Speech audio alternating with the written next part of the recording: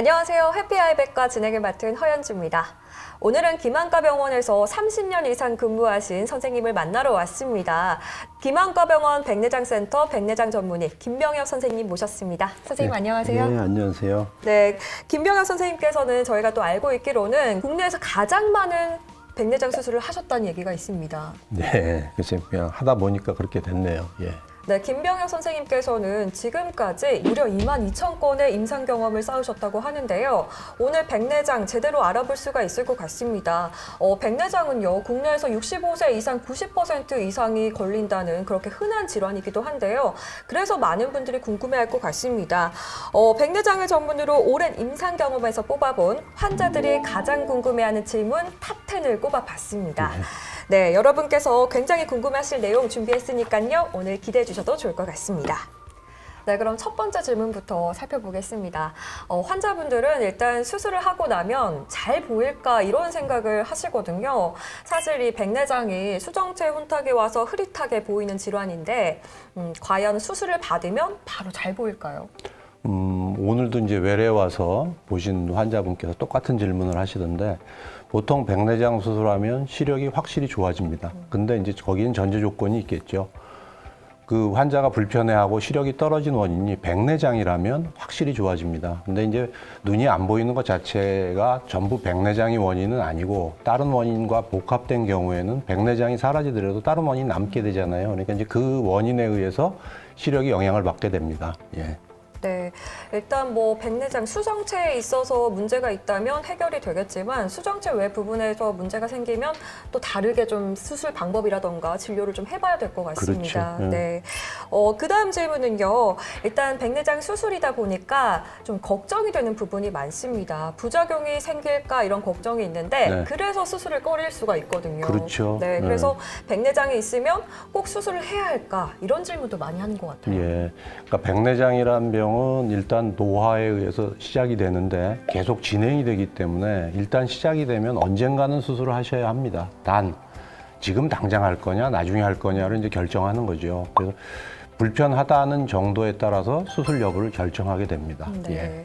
일단 결국은 수술을 좀 해야 되지만 안경 교정만으로도 가능하다는 말씀이신가요? 백내장이 오면 여러 가지 증상이 있는데 그중에 이제 나타나는 증상이 뭐냐면 안경 도수의 변화가 나타납니다. 그래서 백내장 자체는 심하지 않더라도 안경 도수의 변화가 나타나면 덜 보이게 되겠죠. 이제 그런 경우에는 안경 교정만으로도 본인이 필요한 시력을 얻을 수 있기 때문에 그런 경우에는 꼭 수술할 필요 없이 안경 교정으로도 생활하는데 유효한 시력을 얻을 수가 있습니다. 네, 안경 교정만으로도 좀 완화할 수 있다 이렇게 얘기를 해주셨는데 네. 또 다른 방법도 있을까요?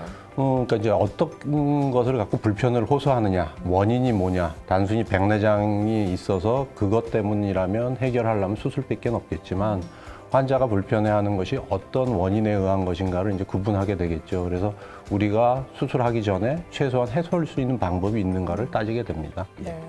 일단 또 선생님과 좀 깊이 있는 얘기를 많이 해봐야 할 것 같습니다.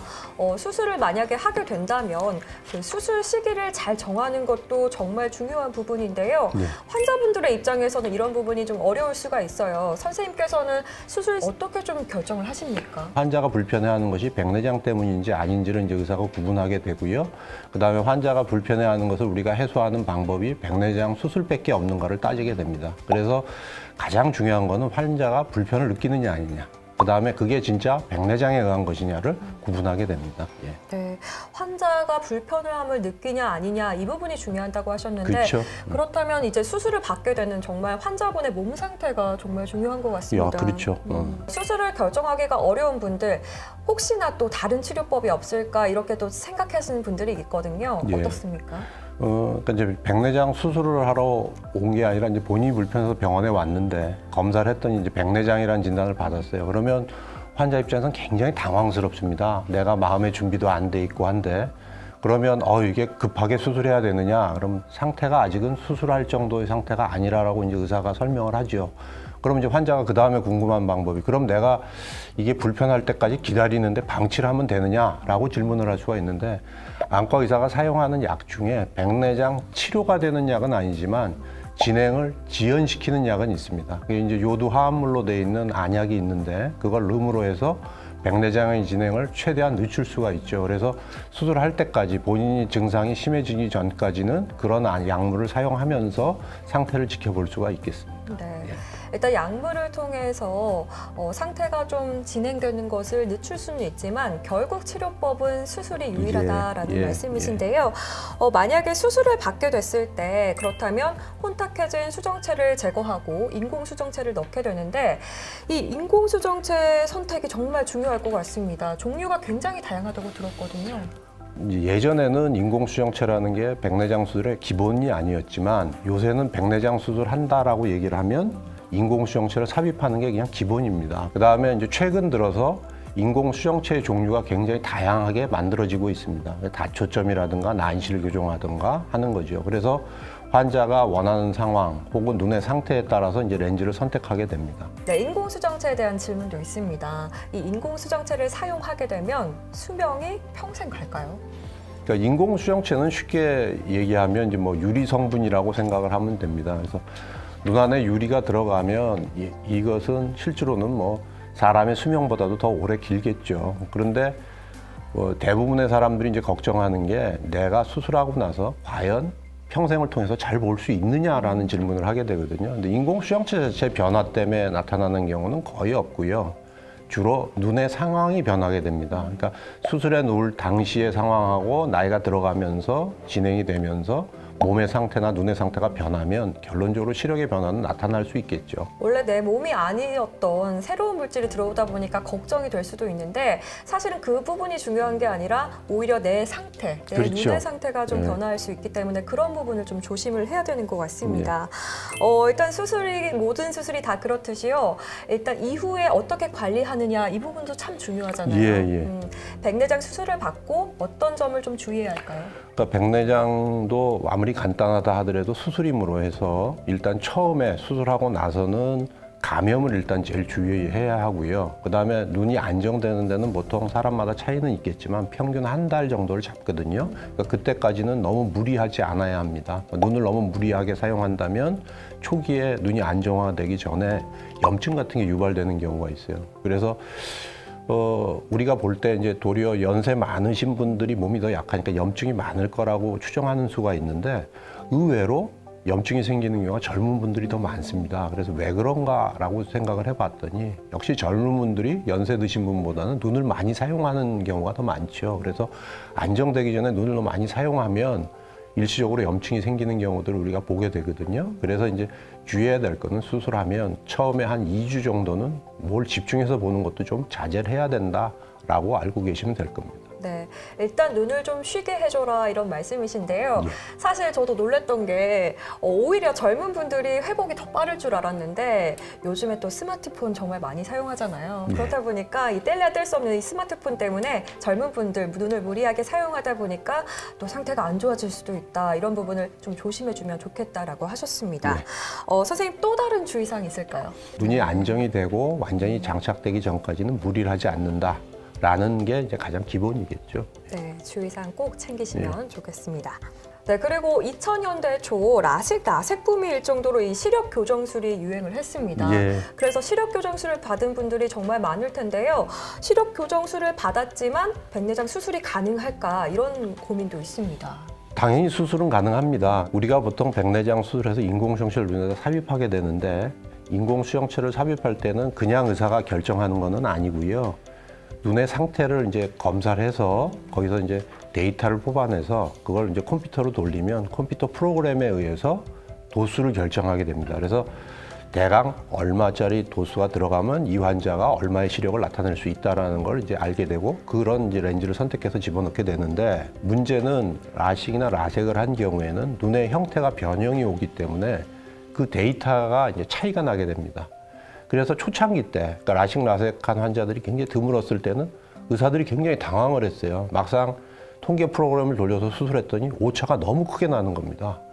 또 이제 새로운 통계 프로그램이 또 만들어집니다. 그래서 요새는 이제 그런 통계 프로그램을 돌리면 도수를 예전처럼 초창기 때처럼 그런 오차를 좀 줄일 수는 있는데 그래도 역시 아직은 퍼펙트하지 못해서 라식 라섹을 한 분들은 수술하지 않은 분들 비해서 수술 후에 오차가 생길 확률이 좀 높다는 게 문제긴 하지만 수술하는 거가 큰 문제가 되지는 않습니다. 네, 그리고 제가 알고 있기로는 이 한쪽 눈에 백내장이 생겼을 때 백내장이 없는 다른 한쪽 눈이 어느 정도 조절해 주기 때문에 일상생활에 지장이 없이 괜찮다 이렇게 알고 있거든요. 예. 만약에 양쪽 눈에 둘 다 백내장이 생기게 되면 수술이 가능할까요? 물론 가능합니다. 의사들이 양안 다 백내장이 있을 때 대개는 동시에 수술하는 경우는 피하고 있습니다. 그러니까 한쪽 수술하고 반대쪽을 따로 수술하는 거죠. 이제 이유가 뭐냐면 사람의 눈이 두 개인데 만약에 동시에 수술하다가 두 눈 다 문제가 발생을 하면 이게 굉장히 심각한 문제이기 때문에 수술을 분리해서 합니다. 소아라든가 치매가 걸린 이제 환자분이라든가 뭐 전신 마취를 꼭 필요로 하는 환자가 수술하는 경우가 있습니다. 그건 아주 특별한 경우고 일반적인 경우라면 오른쪽 왼쪽은 분리해서 수술하는 게 원칙입니다. 네, 그리고 간혹 하루아침에 눈이 나빠졌다 이렇게 증상을 호소하는 환자분들도 있는데요. 네. 이렇게 하루아침에 백내장 증상이 올 수 있을까요? 백내장은 실제로는 서서히 진행이 되는데 어느 한계에 도달하면 하루아침에도 거의 뭐 안 보이는 상태. 그러니까 어제까지는 그래도 웬만큼 보였는데 하루아침에 안 보이는 경우도 실제로 나타날 수가 있습니다. 수정체가 이제 수분을 흡수하면 우리가 소위 말하는 말기 백내장에 도달을 하게 되는데 그렇게 되면 진짜 하루아침에 안 보입니다. 그런데 이제 환자들이 어떻게 느끼냐 하면 양쪽 눈을 뜨고 동시에 이제 생활하고 있으니까 한쪽이 시력이 어느 정도 유지가 되면 백내장이 온 상태를 인지 못하는 경우가 있죠. 의사가 볼 때는 백내장은 이건 굉장히 오래된 백내장인데 라고 인지를 하지만 환자는 어제 우연찮게 잘 보이는 눈 가려서 반대쪽이 안 보이는 걸 발견을 하죠. 그럼 환자는 어제부터 시작이 된 거고 의사가 볼 때는 이게 굉장히 오래된 건데 서서히 진행이 하다가 이제 말기에 접어들었구나 라고 이제 판단을 하게 됩니다. 네, 오늘 저희가 진짜 백내장 환자들이 궁금해하는 질문 탑 10을 꼽아봤는데요. 사실 저도 궁금한 것들이 좀 많아서 선생님 얘기를 정말 시간 가는 줄 모르고 열심히 들었습니다. 선생님께서는 정말 많은 임상 경험을 갖고 계시기 때문에 굉장히 많은 수술을 하셨는데 선생님만의 수술 철학이 있습니까? 기본적으로 눈이 갖고 있는 어떤 특성에 이 사람이 불편해한 걸 내가 해소해 줄 수 있는지가 이제 그게 기본이고요. 그래서 항상 제일 중요한 건 이 기본에 충실해야 됩니다. 네, 환자를 먼저 생각하고 정말 깊이 있게 진료한다라는 느낌을 물씬 받을 수가 있었습니다. 선생님께서 32년 경력이잖아요. 정말 많은 수술 건수를 기록해 오면서 그동안에 쌓인 노하우들 좀 알려주시고 계시는데요. 다음 주제가 저희가 더욱더 흥미진진한 주제로 준비를 해봤습니다. 백내장 수술 잘 받는 법에 대해서도 준비를 했으니까요. 기대해 주시면 좋겠습니다. 선생님 오늘 좋은 말씀 고맙습니다. 네, 감사합니다. 여러분의 눈 건강 해피아이 김한과 병원이 함께합니다. 안과는 김한과 병원 내 눈 건강 지켜줘 김한과.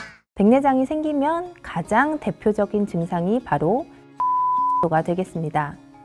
또는 수정체의 어느 부위가 혼탁이 있는지 또 얼마만큼 혼탁이 있는지에 따라서 다르게 나타나게 되는데요.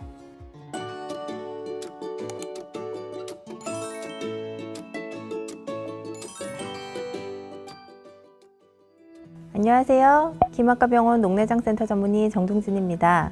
지난번에 제가 백내장 수술을 앞두고 있다면 알아야 할 내 눈에 맞는 인공수정체 고르는 법에 대해서 말씀을 드렸죠. 오늘은 집에서 간단하게 할 수 있는 백내장 자가 진단 방법과 적정 수술 시기에 대해서 알려드리려고 합니다. 백내장은 지난 영상에서 말씀드린 것처럼 우리 눈에서 카메라 렌즈 역할을 하는 수정체가 혼탁해져서 시야가 뿌옇게 보이는 그러한 질환을 지칭을 하는데요. 눈의 노화가 주요 원인이기 때문에 나이가 들수록 백내장 발생 확률도 높아집니다. 백내장이 생기면 가장 대표적인 증상이 바로 시력 감소가 되겠습니다. 시력 감소는 수정체의 어느 부위가 혼탁이 있는지 또 얼마만큼 혼탁이 있는지에 따라서 다르게 나타나게 되는데요. 일단 시력이 감소되는 정도는 서서히 진행이 되게 됩니다. 만약 한쪽 눈에만 백내장이 있다면 백내장이 상당히 진행이 된다고 하더라도 반대 눈이 잘 보이기 때문에 환자분은 시력 감소를 전혀 느끼지 못하시는 경우도 있거든요. 그래서 집에서 간단하게 해볼 수 있는 자가 진단법으로 백내장 여부를 체크를 해보시는 것을 알려드리려고 합니다. 지금부터 제가 대표적인 증상 8가지를 한번 말씀을 드려볼 테니까 해당되는 것이 있는지 없는지, 과연 나한테는 몇 가지가 해당이 되는지 체크를 한번 해보시도록 하겠습니다.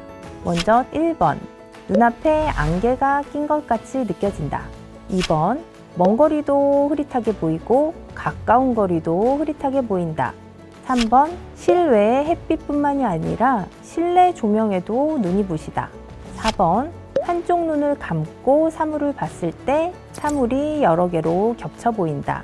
5번, 밝은 곳보다 어두운 곳에서 더 잘 보인다. 6번, 안경, 돋보기를 착용해도 잘 보이지가 않는다. 7번, 예전에는 돋보기를 써야만 보였던 가까운 글씨가 돋보기가 없이도 잘 보인다. 8번, 까만 눈동자가 하얗게 보인다 입니다.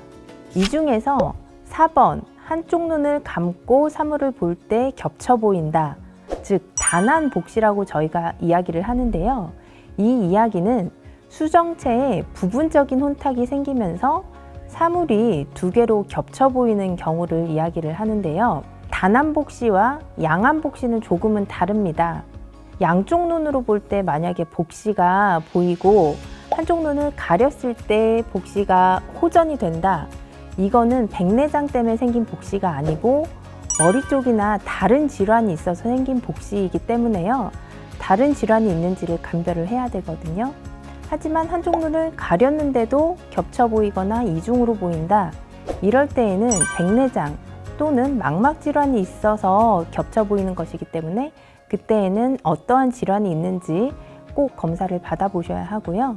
7번처럼 이전에는 돋보기를 써야 글씨가 잘 보이던 사람이 갑자기 돋보기가 없어도 장글씨가 잘 보이게 되는 경우도 있습니다. 백내장으로 인해서 수정체 중심부가 딱딱해지면서 수정체의 굴절률이 증가하면서 근시가 점차 더 생기기 때문인데요.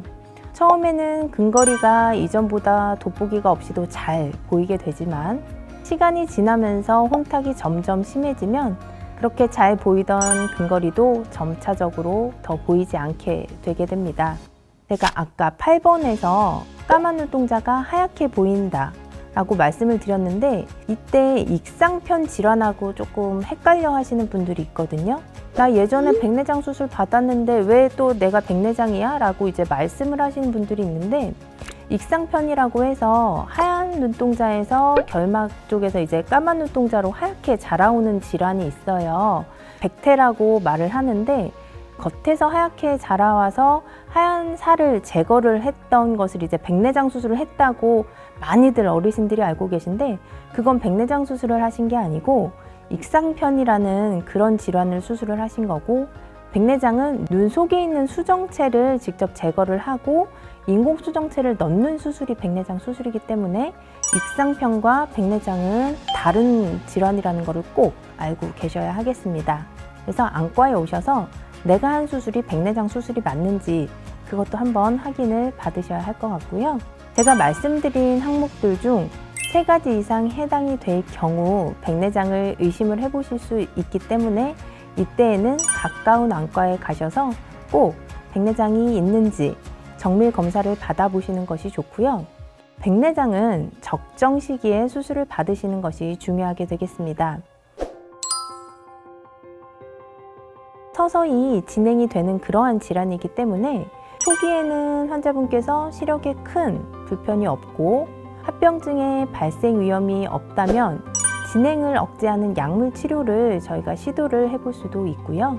또 수술을 너무 일찍 하면 오히려 수술 전과 후의 시력에 큰 차이가 없기 때문에 만족도가 또 떨어질 수가 있습니다. 수술이라는 거는 뭔가 내가 좋아지려고 수술을 하는 건데 수술을 했을 때 보이는 것에 큰 차이가 없다면 아, 나 수술 괜히 했어. 수술하고 이물감만 더 생기고 눈물도 나고 더 불편해졌어.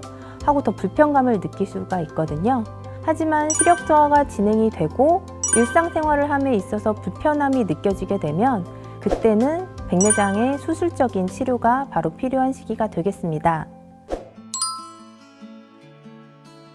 반대로 백내장을 무턱대고 쭉 방치를 하실 경우에는 오히려 녹내장 같은 합병증도 발생을 할 수가 있는데요. 일부 안구에서는 눈이 좀 작으신 분들이 있으신데 이러한 경우에는 백내장이 진행이 되면서 수정체가 좀 뚱뚱해지는 경우들이 있는데 이런 수정체가 눈 앞쪽으로 이제 밀리게 될 수가 있습니다. 이때 수정체가 앞으로 밀리면서 눈 조직 중에 눈 속에 방수라는 물이 있는데 이 방수가 빠져나가는 길이 있거든요. 그 길이 뚱뚱해진 수정체 때문에 막힐 수가 있습니다. 그러면 방수가 빠져나가지 못하기 때문에 안구의 압력이 높아지고 이로 인해서 급성 녹내장이 발생을 할 수가 있거든요. 또 백내장을 굉장히 오래 방치를 하게 되면 수정체가 녹는 현상도 발생을 할 수가 있습니다. 이렇게 수정체가 녹게 되면 그 속에 있는 단백질 같은 것이 빠져나와서 역시 물이 빠져나가는 길을 또 막을 수가 있습니다. 이렇게 되면 또다시 안압이 올라갈 수가 있어서 이런 경우에는 악영향을 끼칠 수가 있기 때문에 수술 시기는 본인이 절대로 혼자 판단을 하지 마시고요. 꼭 병원에 내원하셔서 전문의랑 상담을 하셔서 결정을 하셔야 하겠습니다. 백내장은 초기에는 노안과 구별하기가 굉장히 어렵고 또 자각 증세가 없는 질환입니다. 따라서 심한 시력장애가 나타난 후에야 안과를 방문하는 경우도 매우 적지 않은데요. 모든 질환이 그렇듯 백내장도 조기에 발견을 하고 수술 성공률도 적당한 시기에 했을 때 가장 높고 또 회복도 빠르기 때문에 자가 진단법을 통해서 주기적으로 정기적으로 체크를 해보시고 늦지 않게 안과를 방문해서 적당한 시기에 수술을 받으시는 것이 눈 건강을 지키고 높은 삶의 질을 유지하실 수 있는 좋은 방법입니다. 여러분의 눈 건강 해피아이 김학과병원이 함께합니다. 안과는 김학과병원 내 눈 건강 지켜줘 김학과 침침해 답답할 때 내 눈은 본인한테 맞는 인공수정체를 고르려면 본인의 눈 상태뿐만이 아니라 수술 당시에 그리고 등을 고려를 해야 하는데요.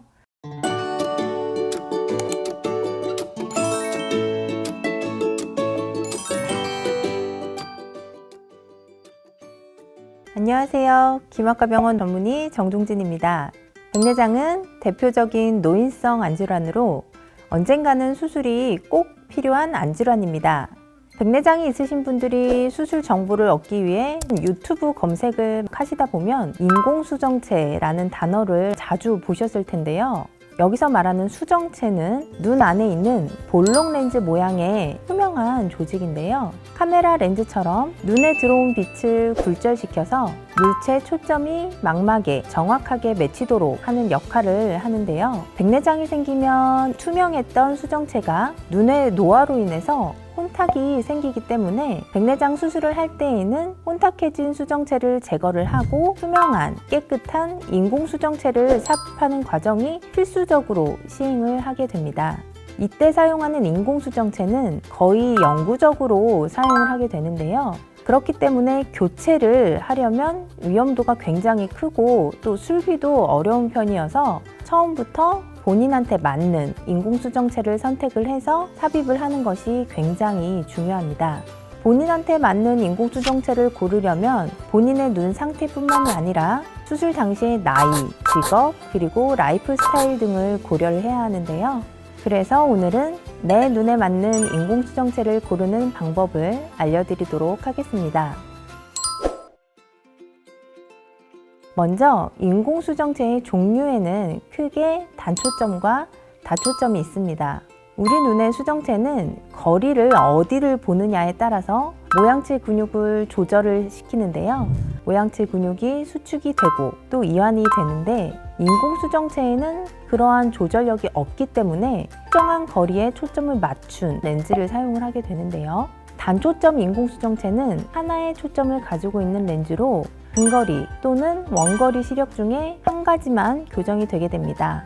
단초점 렌즈는 선명한 시야를 제공을 하고 빛번짐도 적고 적응이 빠른 편이라 바로 일상생활이 가능하게 되는데요. 하지만 근거리든 원거리든 한 가지 시력만 보완이 되기 때문에 수술 후에 어떤 일정한 거리에서 안경 착용이 필요하게 됩니다.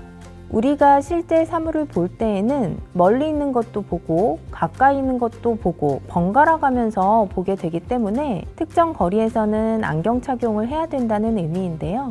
반면 다초점 인공수정체는 여러 개의 초점을 갖고 있는 렌즈입니다. 근거리와 원거리 시력 개선이 동시에 가능하기 때문에 가까운 거 볼 때 돋보기 쓰시는 분들, 즉 노안이라고 표현을 하는데 이러한 노안도 같이 개선을 시킬 수 있는 효과가 있는 렌즈가 되겠습니다.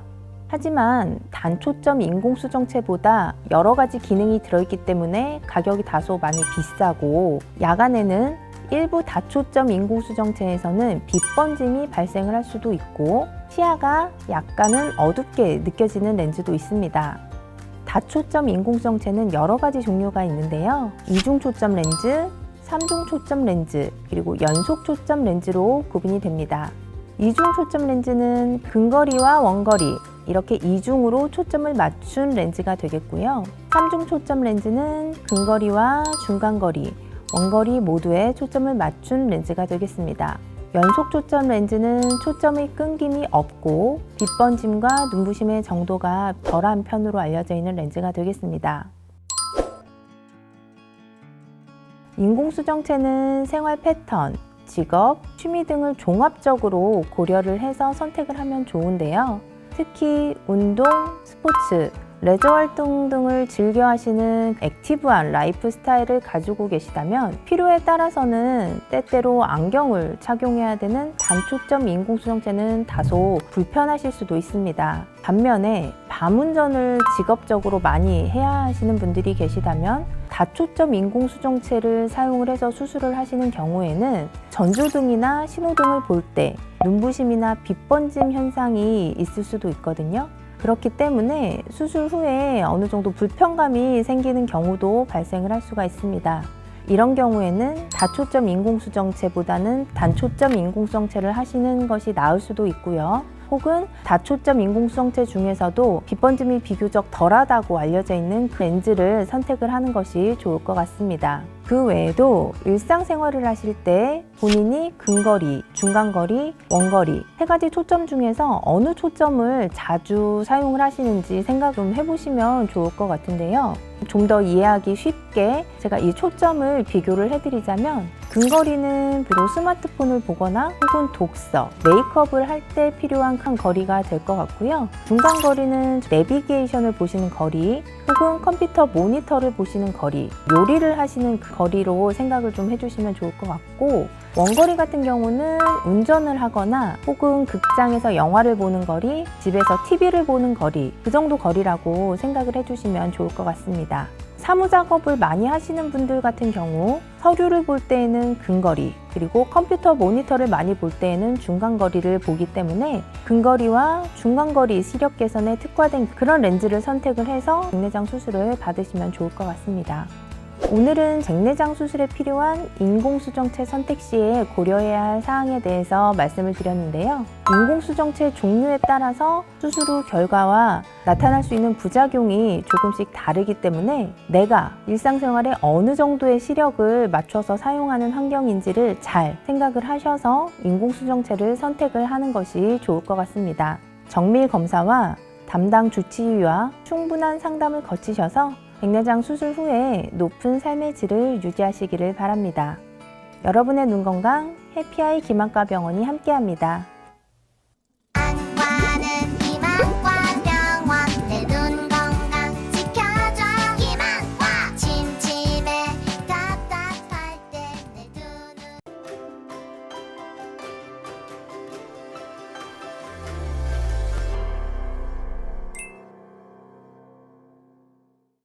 안녕하세요. 해피 아이백과 진행을 맡은 허연주입니다.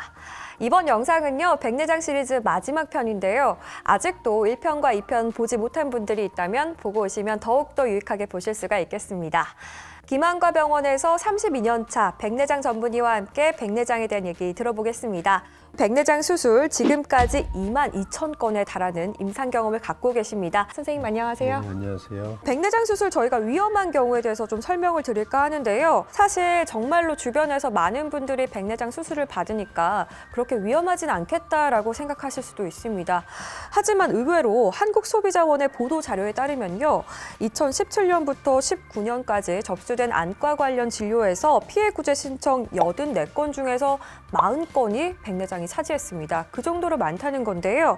사실 모든 수술에서 100% 안전한 수술은 없지만 위험 요소가 있다고 하니까 오늘 그 사례 구체적으로 들어보도록 하겠습니다. 선생님께서 사례를 좀 준비해 주셨죠. 이제 임상 경험을 통해서 여러분들한테 도움이 될 만한 얘기를 드리겠습니다. 네, 앞서 이제 저희가 말씀해드린 40건의 수술 중에서요, 수술로 인한 부작용이 38건이고요. 나머지 2건은 검사비 환급 관련 문제라고 합니다. 백내장 수술 부작용은 안내염과 후발 백내장이 각각 6건으로 많았고요. 훈항 파열 발생이 5건, 신생혈관 녹내장 발생이 3건으로 나타났습니다.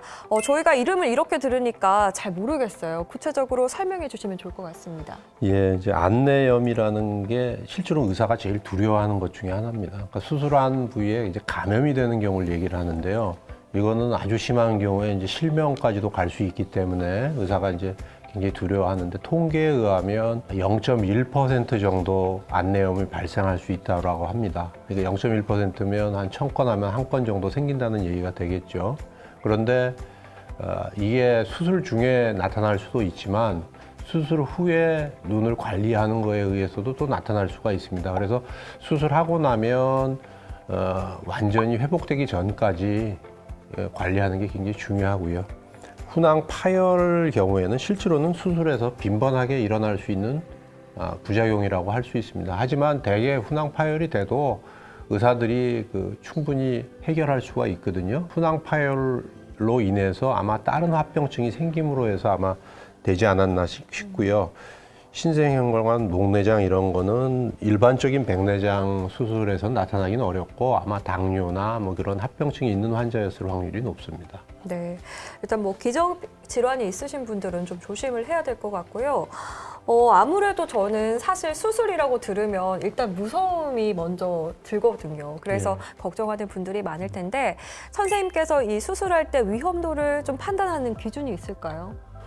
그러니까 이제 모든 수술은 평균에 맞춰져 있다고 생각하면 됩니다. 그러니까 사람의 눈이라는 걸 놓고 모든 게 이제 평균적인 상황에 맞춰져서 수술 기구라든가 수술하는 방법이라든가 이런 게 이제 세팅이 돼 있는데 만약 거기서 이제 내가 벗어난다면, 그러니까 고도 근시여서 평균보다 눈이 이제 근시가 심한 경우라든가, 혹은 거꾸로 눈이 너무 작다든가. 우리가 보통 약을 넣으면 동공이 커지거든요. 근데 동공이 또 안 커지는 분도 있습니다.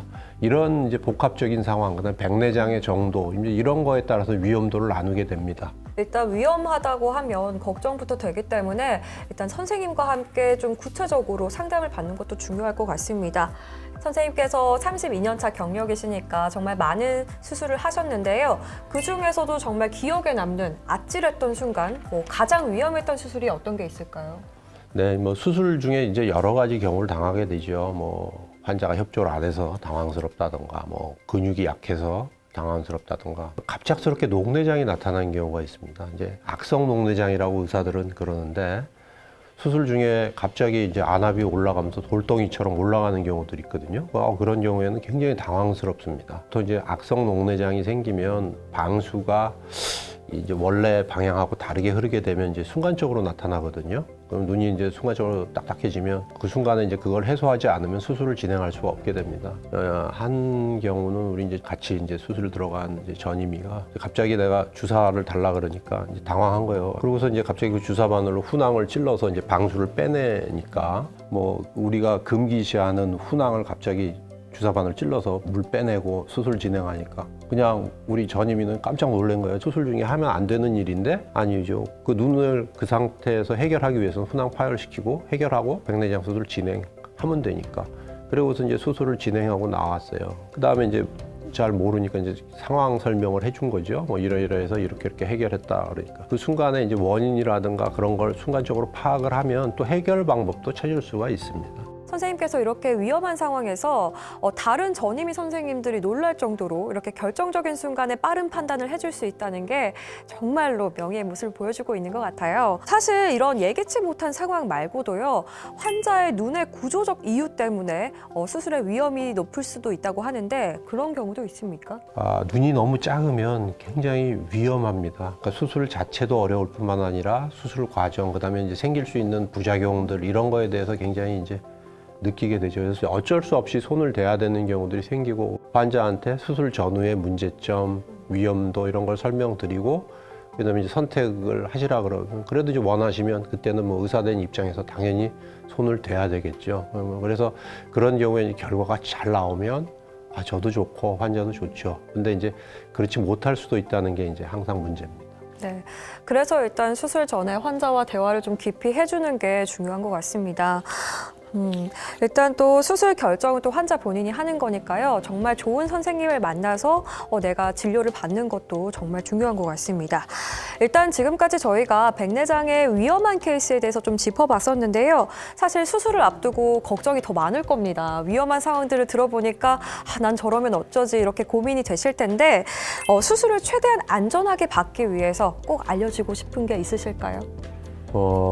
수술하기 전에 일단은 정확한 검사를 하고 본인의 상태를 이제 알아야 되고요. 의사가 수술하기 전에 뭘 갖고 얘기를 하면 그거는 거기에 뭐가 문제가 있기 때문에 설명을 하는 거거든요. 일반적인 설명이 아니라 무슨 추가되는 설명이 있다면 귀를 기울이셔야 되고요.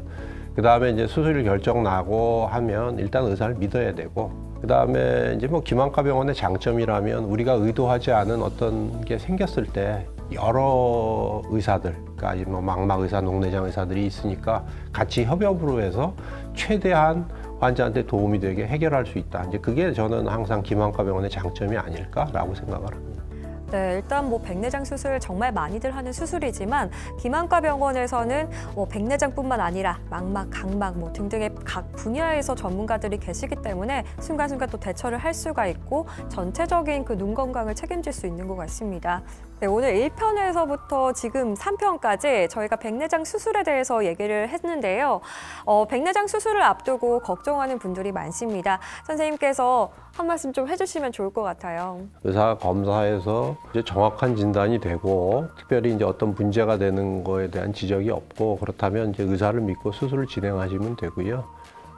다시 한번 강조드리지만 의사는 그러니까 환자를 위해서 도움을 주기 위해서 있는 사람입니다. 그러니까 믿고 본인이 의문 나는 건 또 질문하시면 또 성심성의껏 설명해 드리고요. 최대한 적극적으로 협조해 주시면 좋은 결과도 얻을 수 있을 겁니다. 네, 기만과 병원의 자타공인 백내장 명의 김병혁 선생님과 함께 백내장에 대한 얘기 들어봤습니다. 네, 백내장 수술을 앞두고 계신 분들에게 정말 유익한 정보가 아니었나 싶습니다. 오늘 선생님 좋은 말씀 고맙습니다. 네, 감사합니다. 여러분의 눈 건강 해피아이 기만과 병원이 함께합니다.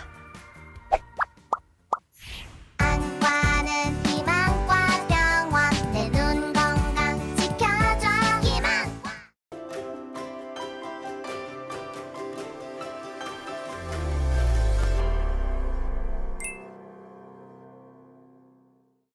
안녕하세요. 해피아이백과 진행을 맡은 허연주입니다. 네, 국민건강보험공단의 2019년 주요 수술 통계 연보에 따르면요. 68만 9,919건으로 우리나라 국민이 2019년 가장 많이 받은 수술 1위라고 합니다. 바로 이 백내장이 그 정도로 많은 분들이 받고 계시는 건데요. 또 2015년부터 백내장 수술 건수 연평균 증감률이 8.8%로 정말 많습니다. 네, 이처럼 수술받는 환자가 정말 많기 때문에 환자분들이 어떻게 하면 수술을 잘 받을 수 있을까 이 부분을 가장 많이 궁금해하는 것 같습니다. 네. 또 어디서나 쉽게 들을 수 없는 주제이기 때문에 여러분들께서 꼭 시청해 주시면 좋겠습니다. 네, 백내장 수술을 받을 때는 지난번에 적절한 시기에 잘 받아야 된다라고 하셨는데요. 사실 이 부분은 환자분들이 직접 판단하기가 어려운 것 같습니다. 선생님께서는 권유하시는 그 적절한 수술 시기가 있을까요? 우리가 이제 백내장을 수술할 때는 어떤 기준이라는 게 딱 명확하게 있는 건 아닙니다. 그래서 실제로는 이제 그 시대 상황, 수술 방법, 뭐 이제 이런 거에 따라서 수술을 결정하는 시기가 달라지는데 가장 기본인 거는 환자가 불편하냐 아니냐를 따지게 되죠. 백내장이라는 게 60대 이상에서 가장 많이 발병하긴 하지만 최근에는 40, 50대에서도 발병하고 있거든요. 그런데 이게 노안 증상과 조금 헷갈릴 수가 있을 것 같아요. 예. 그래서 백내장의 정확한 증상 어떻게 될까요? 백내장은 일단 나타나면 우리가 수정체라는 게 이제 변화가 돼서 느끼는 거거든요. 그래서 흐리다는 게 일단 기본적입니다. 그러니까 흐리다. 그다음에 이제 시력의 변화가 나타나니까 침침하다라고 표현하는 분도 있고요. 그다음에 눈 부심을 호소하는 경우도 있고 또는 갑자기 시력이 변하는 경우도 있습니다. 그러니까 내가 예전에는 가까운 걸 볼 때 돋보기를 쓰고 봤는데 어느 날 갑자기 가까운 게 잘 보이기 시작을 하면서 먼데 시력이 떨어지는 경우도 있고요. 경우에 따라서는 이제 복시를 호소하는 사람도 있고 그래서 실제로는 백내장 형태에 따라서 증상도 굉장히 다양하게 나타날 수가 있습니다. 네, 환자마다 그 증상이 정도가 다를 수도 있기 때문에 병원에 꼭 내원하셔서 진료받는 게 중요한 것 같습니다. 그리고 백내장 진단이 의사마다 다 다를 수도 있다고 하던데요. 예, 다를 수도 있습니다. 이제 백내장의 정의는 물론 수정체가 변하면 백내장이긴 하지만 우리가 일반적으로 백내장 하는 거는 그로 인해서 시력에 영향을 받아서 내가 생활하는데 지장이 있을 때 우리가 질환이라고 얘기를 하는 거고 그 전에는 백내장 기운은 있어도 실제로 이제 우리가 보통 임상적으로 정의하는 백내장은 아닌 거죠. 선생님께서 실제로 좀 환자를 많이 보셨으니까 그런 사례가 있었나요? 이제 여러 가지 경우가 있는데 이제 아주 드문 경우긴 한데 그 복시를 호소하는 환자가 있었어요. 검사를 하다 보니까 이게 백내장 때문에 그런 거예요. 근데 이제 그 백내장은 좀 특이해서 이 사람은 변한 게 전혀 없습니다. 투명해요. 단지 그 매질에 굴절력의 변화가 와서 두 개로 보이는 거죠. 그것도 백내장이거든요. 수술하면 해소가 됩니다. 이제 그게 아주 드물지만 우리가 구분하기 이제 어려운 백내장의 형태인 거죠. 예. 네, 워낙 임상 경험이 많다 보니까 여러 가지 사례를 살펴볼 수가 있는 것 같습니다.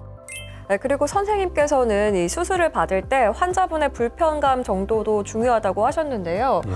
환자가 불편함을 느끼지 않아도 백내장인 경우가 있을까요? 백내장이 갑자기 나빠지면 누구나 다 불편을 느낄 텐데 서서히 나빠지면 이 눈이 내가 옛날부터 그랬나 보다라고 이제 인지하는 경우가 있어요. 특히 이제 연세가 드신 분들 중에 많습니다. 또 이제 어떤 경우도 있냐면 백내장은 아직은 수술하지 않아도 돼요. 근데 연세가 많고 몸 상태가 안 좋으시고 치매기도 좀 있으신 것 같고 그러면 우리가 몇 년 이걸 방치하다가 만약에 몸 상태가 안 좋아지면 실제로 수술이 필요한 상태가 됐을 때 못 왔을 수도 있거든요. 그런 경우에는 권유를 합니다. 그래도 또 어떤 경우에는 도저히 몸 상태가 안 되면 무리해서라도 한쪽만 하라고 하는 경우도 있어요. 한쪽만 수술해서 보이면 생활이 가능하시거든요. 근데 그런 경우에 뭐 무리해서 양쪽을 꼭 하라는 게 아니라 일단 한쪽이라도 보면 생활이 가능하시니까. 그래서 연세가 굉장히 많거나 몸 상태가 안 좋으신 분들에서는 그렇게 권유하는 경우도 있습니다. 네, 고령이시거나 또 기저질환 앓고 계신 분들은 더욱더 주의를 해야 될 것 같고요. 백내장 수술을 받을 때 환자가 이 수술을 받을 정도의 준비가 돼 있나 이런 걸 확인하는 것도 중요한 것 같아요. 그렇죠. 물론 이제 수술이 다른 수술에 비해서는 부담이 좀 덜한 건 사실입니다. 하지만 몸 상태와 연관이 돼 있기 때문에 몸의 건강 상태도 따지게 되고요. 당뇨가 뭐 있는 경우에 혈당 조절이 안 되면 수술의 눈 자체가 잘 아물질 않고요. 또 눈이 부었을 때 회복도 늦습니다. 그래서 이제 몸의 전신 상태라 이런 게 굉장히 중요합니다. 네, 선생님께서는 또 사례들을 많이 보셨으니까요. 수술을 받으면 대부분 이제 시력이 좋아지긴 하지만 안 좋아지는 경우도 있습니까? 있습니다. 우리가 이제 백내장 수술을 하는데 백내장 수술은 백내장 때문에 나빠진 것만큼만 좋아집니다. 그러니까 백내장 아니고 다른 원인에 의해서 나빠진 경우에는 좋아지지 않습니다. 그래서 이제 어떤 경우도 있냐 하면 눈에 특별한 병이 없어도 예전부터 시력이 약한 경우도 있습니다. 근데 그런 경우는 백내장에 의해서 나빠진 것만큼은 좋아지기 때문에 설령 완벽하게 호전은 안 됐더라도 백내장에 의해서 나빠진 부분만큼 호전이 되거든요. 보통 이제 환자들이 얼마나 좋아집니까? 라고 얘기를 할 때 일단은 원래 상태보다는 좋아지긴 하지만 눈이 갖고 있는 기능을 최대한 발휘시켜 주는 것이지 기능을 새로 창출하는 것은 아니라고 이제 표현을 하게 되죠. 네, 일단 환자의 몸 상태도 중요하고 또 앞으로 어떻게 되는지도 의사분과 또 정확하게 상담하고 얘기를 나누는 게 중요한 것 같아요. 그리고 수술을 성공적으로 끝내기 위해서 이렇게 선생님처럼 경험이 많고 좀 잘 해주실 수 있는 분을 만나는 것도 정말 중요한 것 같습니다. 백내장 수술은 실제로 우리가 수술하면 대부분의 경우는 수술이 잘 진행됩니다. 경험이 많고 아닌 거의 차이는 우리가 예상하지 못한 어떤 문제가 발생하는 경우가 있거든요. 그럴 때 이제 경험이 많다 보니까 이제 어떻게 헤쳐나갈까라는 거를 이제 찾고 그걸 해결하는 게 차이지, 실제로는 수술이 잘 된 경우를 보면 어떤 경우가 경험이 뭐 많다 적다에 큰 차이가 나지는 않습니다. 굉장히 또 겸손한 모습을 보여주고 계신 것 같은데요. 여러 가지 복합적인 상황에서 수술을 정말 성공적으로 마친 사례 어떤 게 있을까요? 이제 이런 경우가 있죠. 백내장 수술할 때 의도하진 않았지만 백내장 수술하다가 문제가 발생할 수가 있습니다. 저희 병원 장점 중에 하나가 이제 여러 과의 선생님들이 같이 공존한다는 거거든요. 그래서 이제 문제가 생기면 망막을 전문으로 하는 선생님이라든가 녹내장을 전문으로 하는 선생님을 이제 부를 수가 있죠. 그러면 이제 와서 협업으로 수술을 진행하기도 하고요. 경우에 따라서는 이제 조언을 구해서 수술을 어디까지만 진행하고 그다음에 이제 그 다음 단계 수술은 어떻게 할 거냐 하는 거에 의견을 구할 수도 있습니다. 분야별로 전문가들이 있다 보니까 쉽게 대처를 할 수가 있는 것 같습니다. 굉장히 좋은 부분인 것 같고요. 또 오늘 이렇게 사례를 통해서 여러 가지를 알려주셨는데 수술을 앞두고 있는 분들이 많이 보실 거예요, 선생님. 한 말씀 좀 짧게 해주신다면요. 백내장 수술은 그렇게 어려운 수술은 아닙니다. 그러니까 이제 너무 두려워하실 필요는 없고 의사를 믿고, 그렇다 해서 또 의사 혼자 하는 수술도 아닙니다. 환자도 같이 도와주셔야 수술이 더 쉽고 빠르게 진행이 되고 결과도 좋을 수 있습니다. 그러니까 의사를 믿고 또 겁내지 마시고 적당한 시기에 수술 선택을 하시는 게 가장 좋을 것 같습니다. 네, 수술 앞두고 있는 분들 의사 선생님 믿고요. 또 상태 너무 걱정하지 마시고 진료 받으시면 될 것 같습니다. 오늘 백내장의 명의 김병혁 선생님과 함께 수술 사례 얘기도 들어봤고요. 수술 잘 받는 법에 대해서 구체적으로 들어봤습니다. 네, 주변에서 워낙 많이 받는 수술이다 보니까 별로 위험하지 않겠다라고 할 수도 있지만 사실은 위험한 경우도 있다고 합니다. 그래서 김병혁 선생님과 함께 다음 시간에도 이 영상 준비를 했는데요. 백내장 수술에 있어서 위험한 경우 어떤 게 있는지 실제 경험들을 비춰서 얘기 들어보도록 하겠습니다. 그 영상도 함께 지켜봐 주시고요. 선생님 오늘 좋은 말씀 고맙습니다. 네, 감사합니다. 여러분의 눈 건강 해피아이 김한가 병원이 함께합니다. 안과는 희망과 병원 내 눈 건강 지켜줘 희망과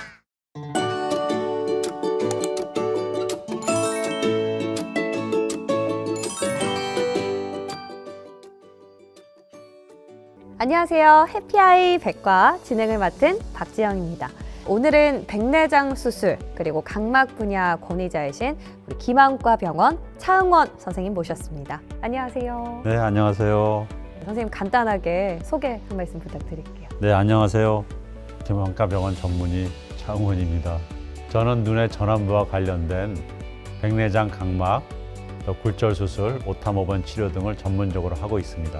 이렇게 유튜브로 뵙게 돼서 반갑습니다. 네, 저도 너무 반갑습니다. 선생님께서 눈의 모든 부분에 있어서 또 권위자이시긴 하지만 특별히 백내장 그리고 레이저 백내장 수술에 있어서도 다들 손 꼽으시더라고요. 그래서 오늘의 주제는 레이저 백내장 수술로 정했습니다. 자, 이 수술이 어떤 특징이 있는지 또 어떻게 치료를 받을 수 있는지 많이 궁금하실 텐데 그에 앞서서 본격적으로 들어가기 전에 우리가 백내장에 대해서 잘 모르실 수도 있는 시청자분들 위해서 백내장이란 게 어떤 질환인지 자세하게 설명 부탁드릴게요.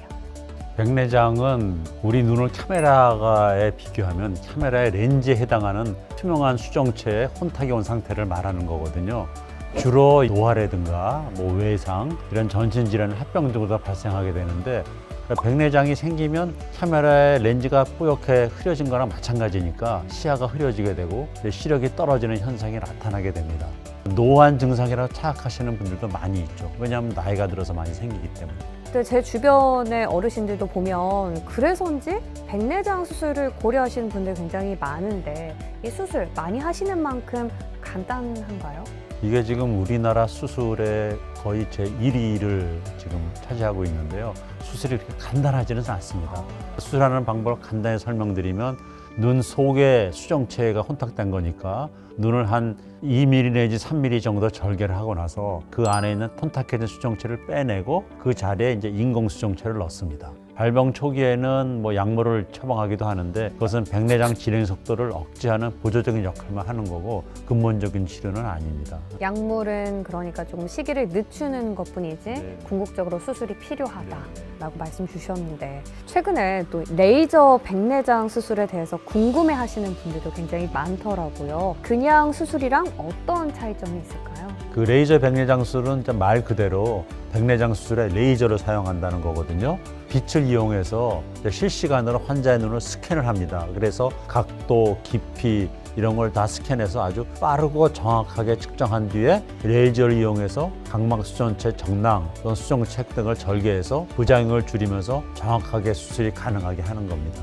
칼이 아니라 이런 레이저, 즉 빛으로 수술을 하는 건데 그럼 이렇게 칼 대지 않고 레이저로 수술을 했을 때 장점이 있다면요? 네, 우선 그 초음파 노출 시간 아주 단축될 수 있어서 각막 내피 세포하고 주변 조직 손상을 갖다 줄일 수가 있고요. 또 변수도 많이 줄일 수가 있습니다. 왜냐하면 각막도 정확하게 절개하고 또 360도 정확하게 원형으로 수정체 낭을 절개하기 때문에 인공 수정체를 보다 안정적인 위치에 유지시킬 수가 있습니다.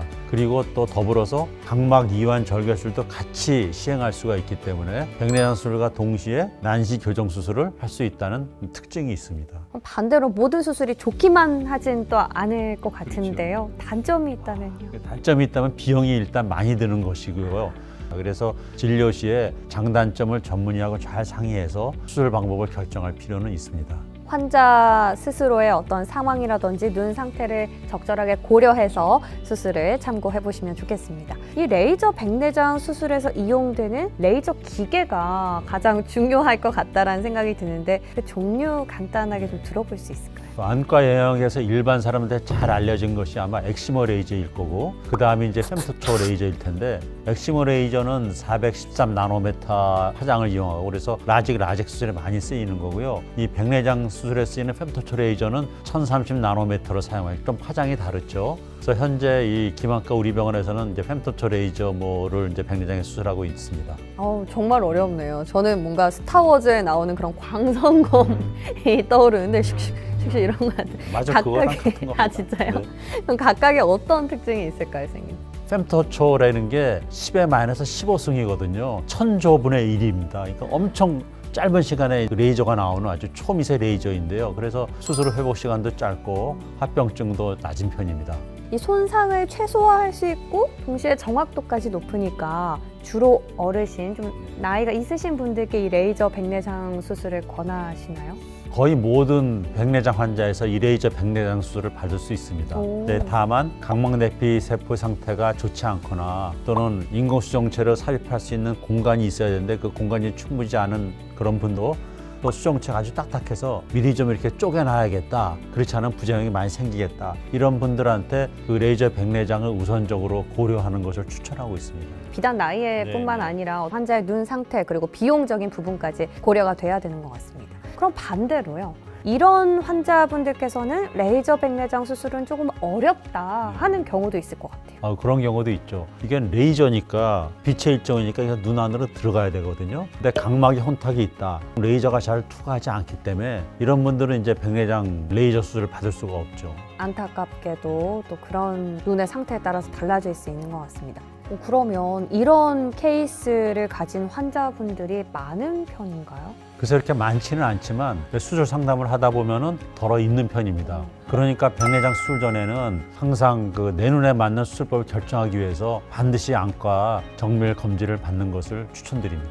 정밀 검진을 받을 때 주로 어떤 것들을 꼼꼼하게 체크하는 게 좋을까요? 앞서 말씀드린 것처럼 그 각막의 혼탁 정도를 확인해야 되거든요. 그리고 수술을 하기 위해서는 레이저가 조사될 공간이 있어야 되는데 이 눈동자가 충분히 커져야 되거든요. 산동제를 넣어도 근데 눈동자가 충분히 커지지 않는 경우도 있어요. 그런 경우에는 레이저 이 수술이 어렵기 때문에 이거 역시 사전에 확인이 반드시 필요합니다. 지금 말씀해 주셨던 포인트들 잘 한번 정리해서 기억해 보시고요. 그리고 제가 좀 궁금증이 많아요, 선생님. 네네. 아니 뭐 좋은 거죠. 중장년층 같은 경우에는 고혈압이라든지 당뇨 이런 고질적인 질환을 갖고 계신 분들이 많잖아요. 레이저 치료 받을 때 우려될 것 같은데 괜찮을까요? 사실 그러한 기저질환이 있어도 뭐 수술하는 데 문제가 없는데 당뇨가 있으신 분들은 눈동자 잘 안 커지는 부분이 있어요. 그럴 경우는 좀 조심해야죠. 그럴 때는 또 검진을 통해서 확인을 해보시는 게 좋겠습니다. 자, 실제로도 많은 환자분들께서 여쭤보셨을 것 같은데요.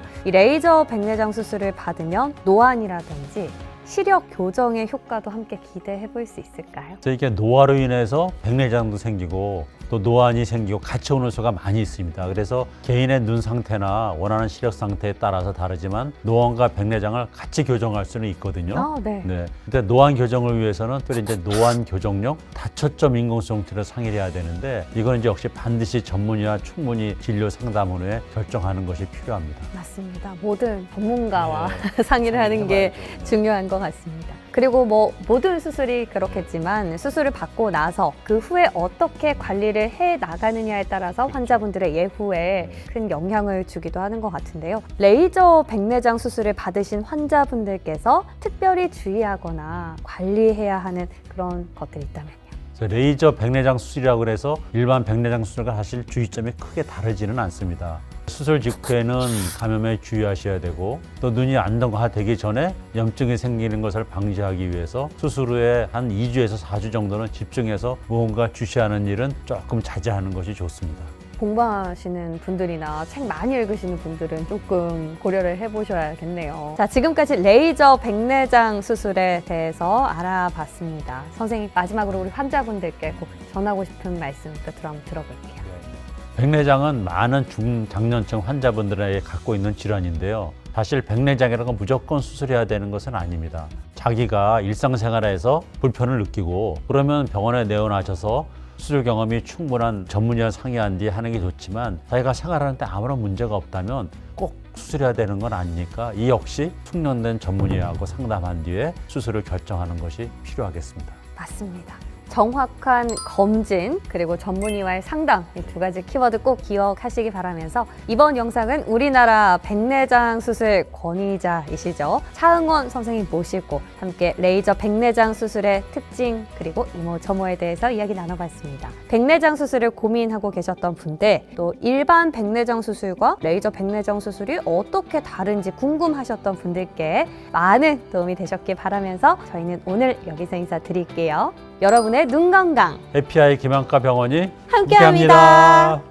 안과는 김한과 병원 내 눈 건강 지켜줘 김한과 침침해 답답할 때 내 눈을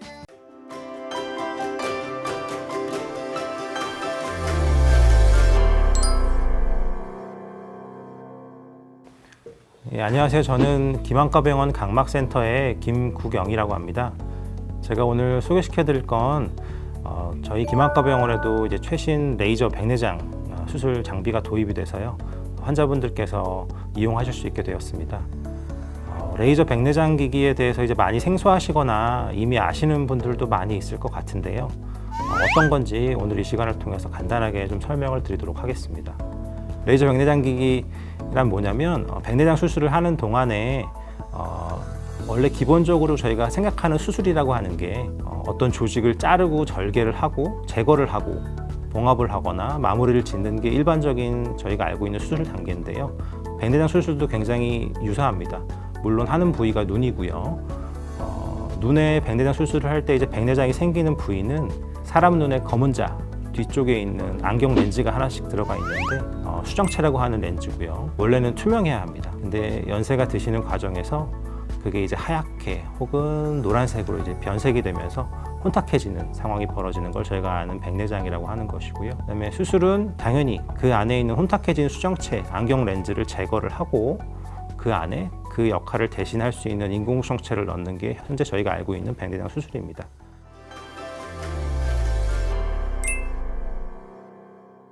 지금 보시는 영상에 나오는 장치가 이제 레이저에 부착이 된 거고요. 이게 실제로 환자분 눈에 와서 붓습니다. 그래서 환자분들 이제 자기 눈에 이렇게 뭐 갖다 대면은 굉장히 움찔움찔하면서 눈을 많이 감게 되는데 많이 무서워하실 필요는 없고요.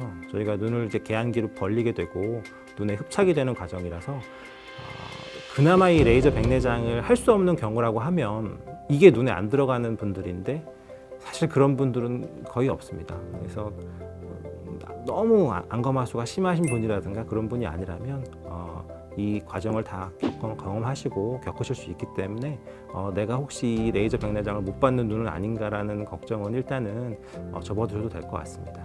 이 다음에 보시는 영상은 각막 절개를 일반적인 백내장 하는 경우와 레이저 백내장 하는 경우를 비교해서 보여드린 거고요. 오른쪽에 있는 영상이 저희가 칼로 말 그대로 수술 도구죠. 그걸 이용해서 각막을 절개하는 영상이고 왼쪽 영상이 지금 레이저로 각막에 절개창이 만들어지고 있는 영상입니다. 물론 손으로도 저렇게 예쁘게 만들 수는 있는데요. 사실 손으로 만드는 거랑 미리 컴퓨터가 계산을 해서 거기다가 난시까지 보정을 하면서 각막 절개를 하는 것 차이가 실제로 수술의 어떤 과학적인 결과, 말 그대로 눈의 도수의 차이가 날 수 있고요. 환자가 보다 수술 후 어떻게 보면은 상처 모양을 보게 되면 훨씬 더 레이저로 자른 경우가 깨끗합니다. 그렇기 때문에 이런 쪽에서도 많은 저희가 장점을 갖고 있는 수술법이라고 생각이 듭니다. 다음에 보시는 영상은 아까 말씀드린 수정체를 감싸고 있는 얇은 비닐봉지, 수정체 낭이라고 하는 거에 앞면을 원형으로 절개하는 겁니다. 이걸 저희가 손으로 할 때는 굉장히 가늘고 얇은 굉장히 날카롭죠. 그 주사 바늘을 구부려 가지고 비닐봉지를 얇게 자르고 그다음에 얇은 또 도구를 이용해서 걔를 동그랗게 만듭니다. 그래서 저희들이 항상 이렇게 동그라미를 잘 그린다고 하는데 안과 의사들이 이 훈련을 아마 많이 해서 그럴 것 같고요. 근데 저희가 예전에 수련 받을 때 이제 이 훈련을 어떻게 했냐면 조금 끔찍한 말일 수도 있지만 돼지 안구가 사람 눈이랑 굉장히 비슷하거든요. 그래서 돼지 안구를 이용해서 현미경을 보면 직접 연습한 적도 있고 저 같은 경우는 방울토마토를 얇게 삶아가지고 그거 갖고 연습한 적도 있습니다. 근데 저희 김안과 병원은 사실은 이건 좀 번외의 얘기긴 한데 요새는 사실 이런 트레이닝도 버추얼 VR 기계를 이용합니다. 근데 저희 김안과 병원에 사실 그 VR 수술 트레이닝 기기가 있어갖고 그걸 갖고 해봤더니 굉장히 좀 도움을 많이 받는데요. 그래서 일단 다시 원래로 돌아가서 이 수정체낭 원형 절개가 지금 보시는 오른쪽 보시는 화면 영상이 저런 식으로 얇은 포셉으로 저렇게 손으로 조금씩 천천히 진행하면서 동그랗게 자르게 됩니다. 근데 레이저로 자르게 되면 말 그대로 정확하게, 정말 정확하거든요. 정말 정확한 원이 하나 만들어지게 되고 이미 잘려진 수정체낭 절개를 그냥 포셉으로 살짝 꺼내기만 하면 되는 상태가 되기 때문에 이 동그란 원형 절개를 완벽하게 만들 수 있는 장점이 있습니다. 이 원형 절개가 중요한 이유가 아까도 말씀드린 것처럼 나중에 인공수정체를 삽입했을 때 지금 보시는 영상이 나오는데요. 나중에 이제 인공수정체를 저런 비닐봉지 같은 데 안에 저렇게 넣어드리는데 저게 중심을 잘 잡고 제 위치에 이탈이 안 되고 잘 있으려면 저 앞에 동그랗게 잘라내는 수정체낭 원형 절개가 잘 있어야 됩니다. 수정체낭 원형 절개가 중요한 이유가 그 안에 넣어드린 인공수정체의 위치가 이탈되지 않고 잘 주변 조직이랑 들러붙어서 정확한 위치에 자리를 잡아야지 이후에 시력적인 질이 좋은데 레이저 백내장을 한 경우에는 정확하게 원형 절개를 할 수 있습니다. 다음은 이제 레이저 백내장으로 할 수 있는 마지막 단계라고 생각이 드는데요. 눈 안에 있는 수정체를 제거하는 겁니다. 예전 레이저 백내장 이전에는 오른쪽에 보이는 그림처럼 보통 저희가 수술할 때 이 양손을 다 쓰거든요. 그래서 저희들이 안과 의사들이 보면은 수술할 때 그냥 이러고 있습니다. 이러고 있거든요. 다른 선생님들 막 수술할 때 다른 과는 막 이렇게 움직이는데 저희는 현미경 보고 이러고 수술하는데요. 양손을 되게 잘 써요. 사실 저희들이 생각보다. 그래서 한쪽 손으로 특히 보통 저는 오른손잡이인데 오른손으로는 초음파 유화기를 잡고 있고 왼손으로는 굉장히 얇은 두 번째 도구를 좀 날카롭죠. 요거는 좀 그걸 갖고 수정체를 자르고 쪼개고 그 쪼개진 수정체를 저희가 초음파로 제거를 하는 게 현재의 방법이었다면 레이저 백내장 같은 경우는 수정체를 이미 이미 절개를 해버립니다. 왼쪽에 보시는 것처럼 이미 저렇게 절개 라인이 여러 개가 들어가게 되고요. 두 번째 도구를 사실 많이 사용할 이유도 없고 초음파 세기도 훨씬 낮춰서 그 수정체를 제거할 수 있기 때문에 굉장히 장점이 되고 주변 조직의 손상이 굉장히 적어지죠. 앞에 보시는 것처럼 수정체를 미리 계획한 모양대로 자를 수가 있습니다. 흔히 말하는 벌집 모양으로 자를 수도 있고 4등 케이크 잘라 먹듯이 뭐 4등분, 8등분 할 수도 있고 환자분 눈 상태랑 의사의 계획별로 굉장히 다양하게 미리 잘라 놓게 되면 저희가 약한 파워의 초음파만 써도 지금 보시는 것처럼 쉬운 말로 후루룩 다 먹히거든요. 이렇게 되면은 수술 시간도 오히려 약간 단축이 되면서 초음파 세기가 낮아지고 그럼 주변 조직에 수정체를 낭소대나 홍채 혹은 가장 사실 저는 이제 각막 의사라서 각막을 되게 중시하는데요. 각막 내피세포라고 각막을 투명하게 유지하는데 가장 중요한 역할을 하는 특정 세포들이 있어요. 근데 그 세포들 손상이 굉장히 줄어듭니다. 거꾸로 말하면은 저희가 수술하기 전에 하는 검사 중에 그 각막 내피세포 검사가 한 가지 있어요. 그 세포 검사에서 저희가 카운트를 세는 게 있어요. 그 숫자가 몇 개 이하로 떨어져 있다면 일반 백내장 수술은 사실 안과 의사들이 권장을 안 드립니다. 근데 이 레이저 백내장 수술이 기계가 있다면 아마 제 생각에는 카운트가 그 각막 내피세포 숫자가 많이 떨어져 있는 분들도 초음파 세기가 적게 작용하기 때문에 수술을 저는 받을 수 있을 거라고 생각을 합니다. 굉장히 좋은 장점이 되고요, 이거는.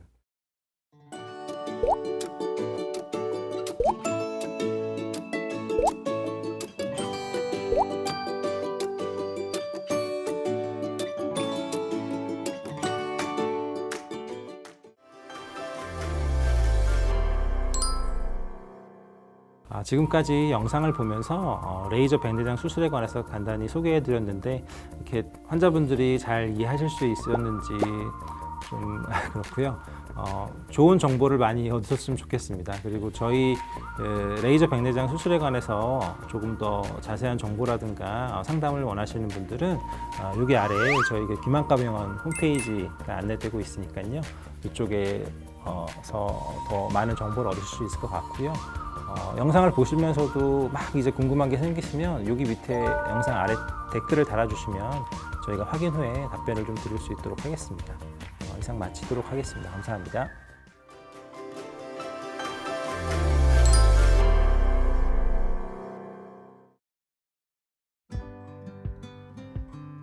안녕하세요. 김한과병원 김철구 부원장입니다. 저는 1996년에 김한과병원에서 안과 전공의를 시작했고 현재 안과 의사로서 26년 차, 망막 전문의로만 22년 차입니다. 망막은 눈의 가장 안쪽에 위치하고 있는 신경 조직이고 시력에 중요한 역할을 담당하고 있습니다. 그래서 한번 손상되면 회복이 어렵고 수술도 굉장히 까다롭습니다. 이런 망막에 발생할 수 있는 질환들이 여러 가지가 있는데요. 저는 망막박리, 광반변성, 망막점막, 당뇨 망막병증 등을 포함한 모든 망막 질환을 진료하고 망막 질환 외에도 백내장과 인공수정체 탈구도 진료와 수술을 겸하고 있습니다. 통계를 보면 망막 수술을 하고 백내장 수술할 확률이 2년 내에 90% 정도 됩니다.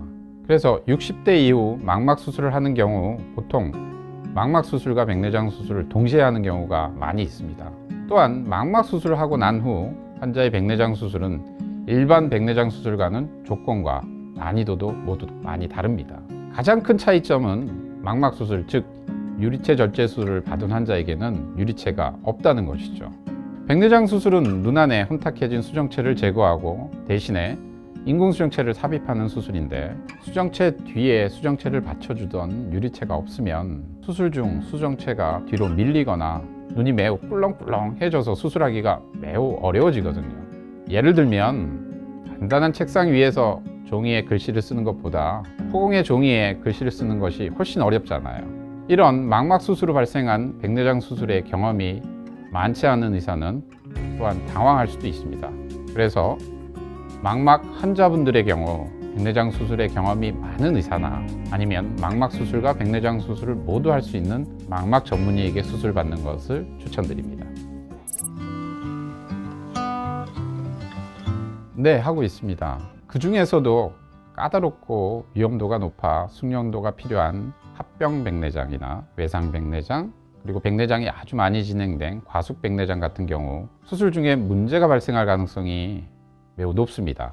예를 들면 수술 중 수정체 낭을 싸고 있는 막의 파열로 발생할 수 있는 훈낭 파열이나 수정체를 지지하고 있는 부분이 약화돼서 수정체가 빠지는 수정체 탈구 등, 이런 경우는 일반적인 백내장 수술이 아닌 망막 수술로 넘어가게 되는 경우가 참 많이 있습니다. 이와 같은 경우에 망막 의사는 이런 경험이 많아서 이 어려운 케이스에 수술을 가능한 대비하고 들어가기 때문에 한 번에 그 자리에서 해결이 가능하게 되는 거죠.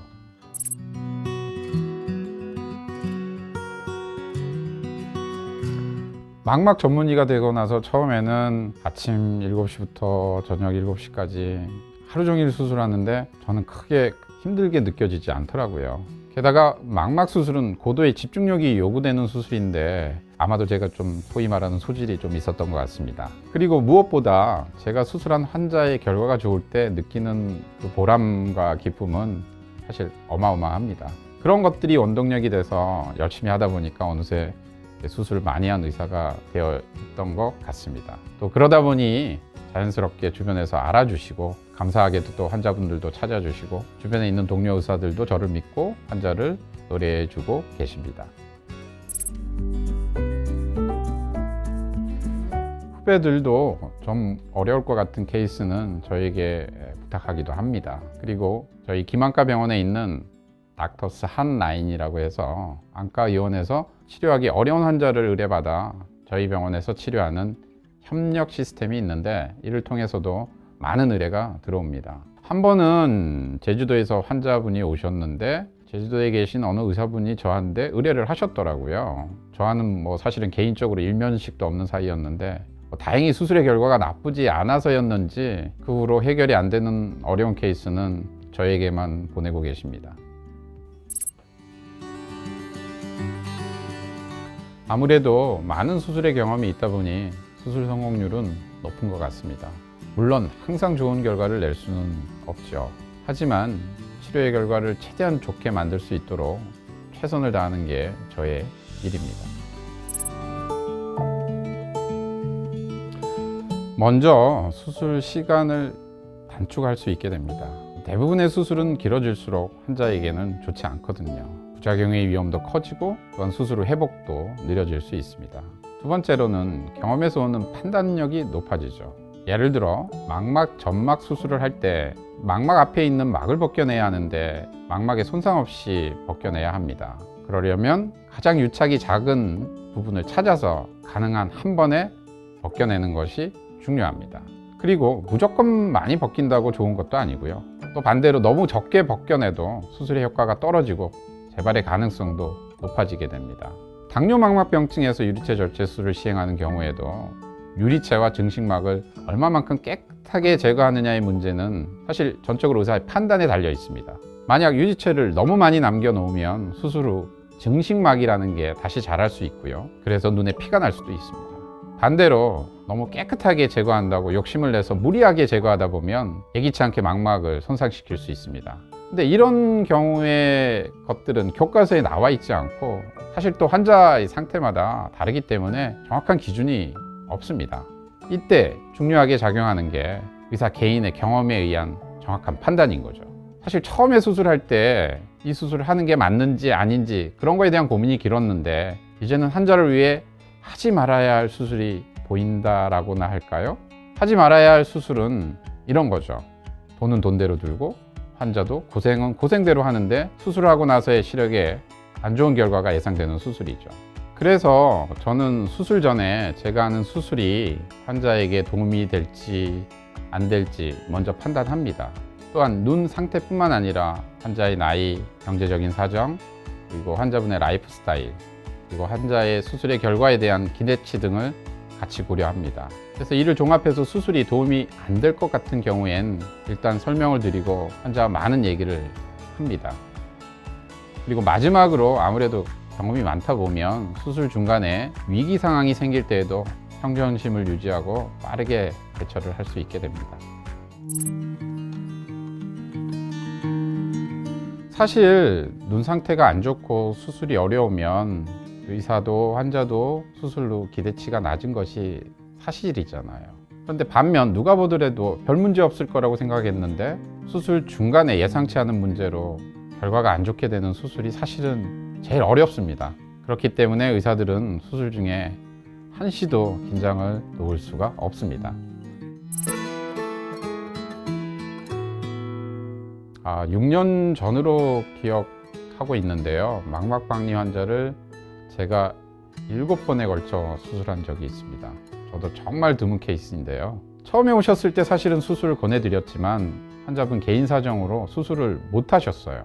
그리고 3개월 뒤에 수술을 원하셔서 다시 오셨는데 처음 뵐 때보다 훨씬 눈 상태가 안 좋아져 있는 거였어요. 수술을 했는데 재발이 이어지더라고요. 중간에는 또 안압이 높아지기도 해서 녹내장 치료를 받아야 했고 또 재수술을 진행하는 과정 중에 뇌경색이 오시기도 하셨어요.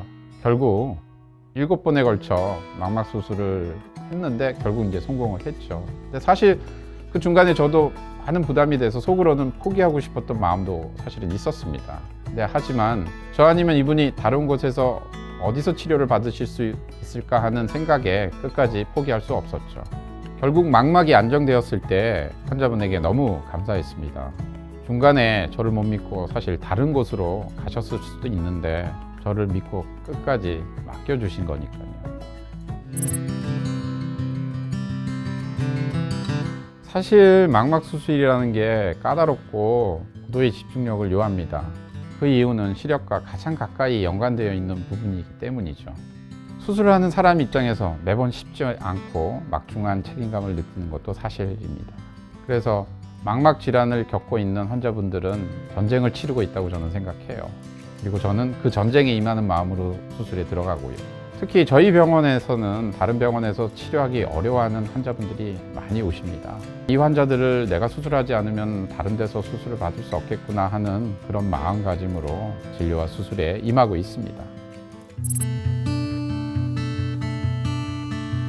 제가 생각하는 명의는 치료뿐만 아니라 환자분이 가지고 있는 마음의 불편함까지 잘 치료해서 그분을 낫게 해주는 의사가 명의라고 생각합니다. 의사의 스승은 환자다라는 말이 있습니다. 저희는 환자를 통해서 배웁니다. 제가 이 일을 계속할 수 있는 이유도 환자분들 때문입니다. 그래서 감사하다는 말씀을 이 자리를 빌어서 드리고 싶습니다. 안과는 기만과 병원 내 눈 건강 지켜줘 기만과 침침해 답답할 때 내 눈을 녹내장을 앓고 있는데 백내장 수술을 받을 수 있을까요? 라는 질문을 환자분들로부터 종종 받기도 하는데요. 이에 대해 오늘 명쾌하게 알려드리도록 하겠습니다.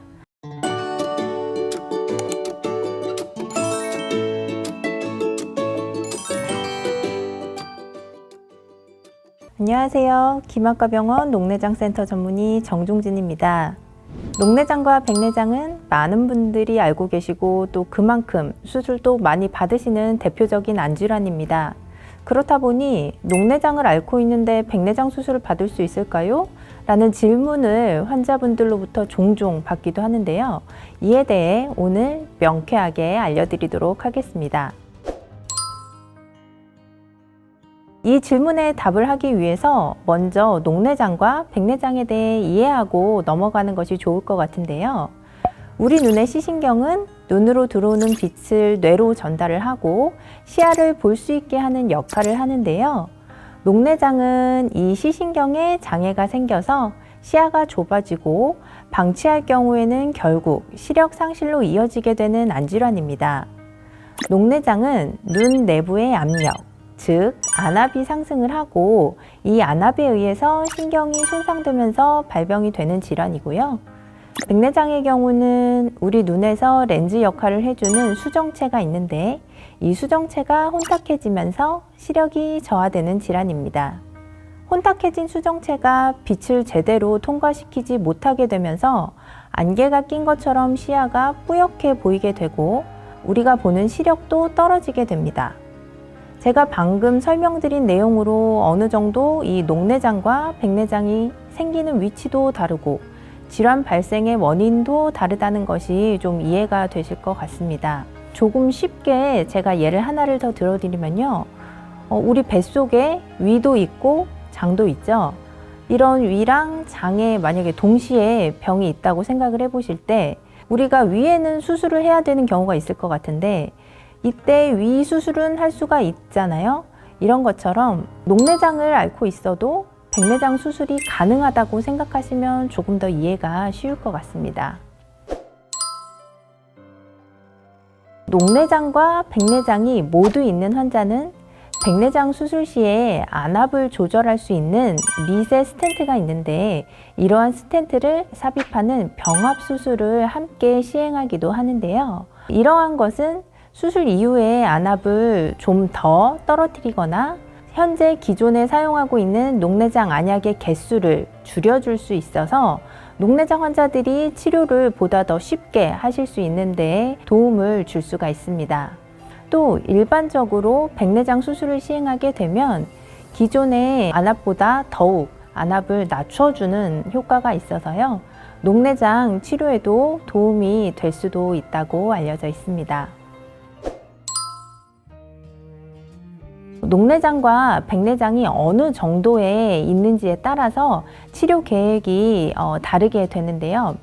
방금 말씀드린 대로 만약에 백내장 수술이 필요할 정도로 진행이 되었고 녹내장이 발병 초기이다 하는 경우라면 백내장은 수술로 진행을 하고 녹내장은 약물로 이렇게 따로따로 치료를 하게 되고요. 이렇게 되면 조기에는 백내장 때문에 나빠졌던 시력은 회복이 되고 녹내장 같은 경우에는 약물만으로 안압을 조절하면서 경과 관찰을 하게 된다는 것입니다. 반대로 녹내장은 수술이 필요할 정도로 좀 진행이 된 상황이고 백내장은 아주 경도인 그런 초기 상태라고 가정을 해보면 백내장 수술은 추후에 진행을 하면 되고요. 먼저 녹내장 수술을 진행을 해서 안압을 빨리 낮춰주는 그런 수술을 먼저 진행을 하게 됩니다. 이 경우에는 녹내장 수술을 1차적으로 진행을 하고 추후에 백내장 수술을 진행하는 이렇게 두 차례로 나누어서 수술을 해야 하기도 하는데요. 녹내장 수술 후에는 백내장의 진행 속도가 조금은 더 빨라질 수가 있어서 이러한 경우는 저희가 수술 후에 백내장이 어느 정도 진행을 하는지 조금 더 주의 깊게 경과 관찰을 하면서 보고는 있는 실정입니다. 이번 영상이 녹내장과 백내장에 대한 이해를 조금이라도 높이고 환자분들의 치료 계획을 세우시는데 도움이 되셨기를 바랍니다. 여러분의 눈 건강 해피아이 김안과 병원이 함께합니다. 안과는 김안과 병원 내 눈 건강 지켜줘 김안과 침침해 답답할 때 내 눈을 녹내장 환자분께서 백내장 수술을 받을 때 알아두면 좋을 주의사항으로는 크게 두 가지가 있는데요.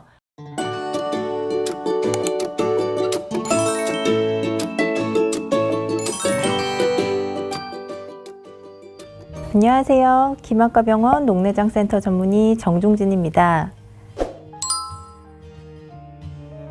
녹내장 환자분께서 백내장 수술을 받을 때 알아두면 좋을 주의사항으로는 크게 두 가지가 있는데요. 첫 번째로 저희가 백내장 수술을 할 때에는 인공수정체를 눈 속에 삽입을 하게 되는데요.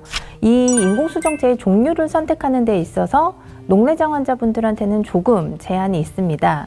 저희가 보통 인공수정체를 선택을 할 때에는 근거리를 타깃으로 할지 아니면 원거리를 좀 더 중심적으로 타깃을 할지 한 군데에만 초점을 좀 맺히게 하는 단초점 렌즈를 선택을 하고 있는데요. 요즘에는 이런 단초점 렌즈를 좀 보완하기 위한 먼 거리도 잘 보고 가까운 것도 잘 보게 해주는 다초점 렌즈를 많이들 사용을 하고 있습니다. 이 다초점 렌즈는 백내장뿐만이 아니라 노안이나 근시, 또 난시 등을 한 번에 교정을 할 수가 있는 렌즈가 있어서 각광을 받고 있는데 이 다초점 렌즈에는 한 가지만 있는 것이 아니고 타입이 좀 여러 가지가 있습니다. 헌데 이 다초점 렌즈 중에서도 일부 렌즈는 단초점 렌즈에 비해서 대비감도가 좀 떨어지는 타입의 렌즈가 있거든요. 그런데 녹내장 환자분들 경우에는 대비감도, 즉 사물을 조금 더 선명하게 볼 수 있는 능력이 일반적인 사람들보다는 떨어져 있습니다. 안 그래도 대비감도가 좀 떨어져 있는 녹내장 환자분들인데 이러한 대비감도를 조금 더 저하시킬 수 있는 타입의 다초점 인공성체를 사용을 하면 아무래도 백내장 수술 후에 일상생활에서 조금은 더 불편감을 느끼실 수도 있을 것 같거든요. 물론 모두 그런 것은 아닙니다. 제가 처음에 여러 타입의 다초점 인공수정체가 있다고 말씀을 드렸잖아요. 렌즈 종류에 따라서도 대비감도에 영향을 주는 차이가 있기 때문에 또 녹내장의 경증도, 경한지, 중한지에 따라서도 대비감도 저하 정도의 차이가 있기 때문에요. 녹내장이 있으셔도 일단 낙담을 하실 필요는 없이 담당 전문의와 상담을 통해서 다초점 인공수정체를 사용하는 것이 나을지 아니면 그냥 단초점 인공수정체를 사용하는 것이 나을지 상의를 충분히 하신 후에 백내장 수술을 진행을 하시면 좋을 것 같습니다. 두 번째로 생각을 하셔야 될 것이 녹내장 안약 중에 하나인 프로스타글란딘 성분 제제가 있습니다. 이 약을 사용을 하고 계신다면 수술 전 또는 수술 후에 투약을 중단해야 하는 경우들이 있는데요. 프로스타글란딘 제제는 대표적인 안압을 낮추는 약제로 녹내장 치료에 거의 1차 약물로 아주 많이 사용이 되고 있습니다. 헌데 이 프로스타글란딘 성분의 약제는요, 혈관 망막 장벽이라는 그러한 조직이 있는데 이 조직을 통과를 해서 황반부를 붓게 하는 황반부종을 유발을 할 수가 있다고 알려져 있기도 하는데요. 일반적인 경우에는 이 약을 사용한다고 해서 황반부종이 생기지는 않습니다. 하지만 만약에 기존에 환자분께서 포도막염을 앓고 있었다든지 아니면 망막박리 수술을 받았었다든지 망막 압막을 현재 앓고 계신 경우 등등해서 백내장 수술이 필요해서 백내장 수술을 진행을 받는 경우에 있어서는 프로스타글란딘 제제 성분을 함께 사용하고 있을 때 황반부종이 발생할 경우가 조금 높아지기 때문에 이러한 경우에는 이 약제를 사용 중이었다면 백내장 수술 한 보통 일주일 정도 이 약제를 중단한 후에 백내장 수술을 시행하는 것을 저희가 권장드리기도 하고요. 만약 그렇지 않고 특별한 질병이나 또는 다른 기왕력이 없는 경우에는 수술하는 전날까지도 이 녹내장 약제를 계속 사용을 하셔도 큰 무리가 없습니다. 또 저희가 백내장 수술 후에는 정상적으로도 염증 반응이 일어나는데요. 프로스타글란딘 제제가 이러한 염증 반응을 조금 더 증가시킬 수도 있기 때문에 일부에서 사용을 중단하는 경우도 있기 때문에요. 이러한 것들은 주치의 선생님마다 조금은 판단이 다릅니다. 어떤 분들은 계속해서 그래도 사용을 하시는 경우도 있고 어떤 분들은 중단을 하시는 경우도 있기 때문에요. 본인이 환자분께서 임의로 유지를 한다든지 혹은 중단을 한다든지 하시면 안 되고 꼭 담당 주치의 선생님과 상의를 하셔서 사용 여부를 결정을 하셔야 하겠습니다. 이번 영상이 녹내장과 백내장에 대한 이해를 조금이라도 높이고 환자분들의 치료 계획을 세우시는데 도움이 되셨기를 바랍니다. 여러분의 눈 건강 해피아이 김안과 병원이 함께합니다. 안과는 김안과 병원 내 눈 건강 지켜줘 김안과 침침해 답답할 때 내 눈을 녹내장 환자가 백내장이 생겼을 때 기존의 주치의였던 녹내장 전문의에게 수술을 받으면 해당 주치의는 이를 알고 있어서 굉장히 유리한 점이 있습니다.